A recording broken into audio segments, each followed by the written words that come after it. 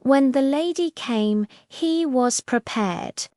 She approached his painting as if she had done so 1,000 times before. He watched her look around the gallery, seemingly lost in her own thoughts. Her gaze was fixed and unwavering, and he could feel her scrutinizing each brushstroke, every shade of color, and the composition of each artwork.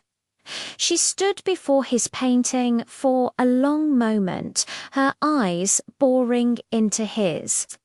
He braced himself for whatever judgment or interpretation she might hurl his way. But her reaction surprised him. With a loud sigh, she finally turned away from his painting and ambled toward the exit. She stopped in her tracks and gestured toward the door with her finger. A man in his early 20s, dressed in a suit, emerged from behind a large sculpture, following her with his eyes. He looked back at the man in the painting, then quickly averted his gaze. He nodded slightly and walked out of the gallery. Behind them, a younger man hurried in. He rushed towards the spot where the others had stood, studying his painting intently. He scratched his chin thoughtfully, as if trying to piece together a puzzle.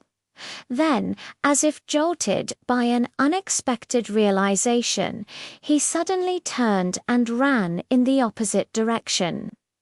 The man in the painting watched them leave, wondering about their connection to him. Who were these people? Why did they come to this gallery? What did they see in Vanderbilt's art?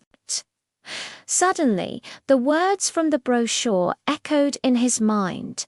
Vanderbilt's personal beliefs about race are not my concern. What beliefs? What race? What was he talking about?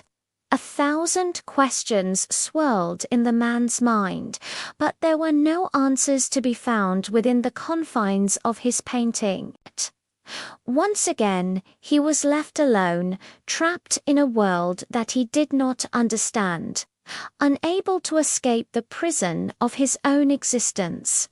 He looked at the rich textures of his clothes, the fine details of his features, the play of light and shadow on his skin. He was a masterpiece, yes, but a masterpiece of what? He didn't know. He only knew that he was tired of kneeling, tired of staring into the flames.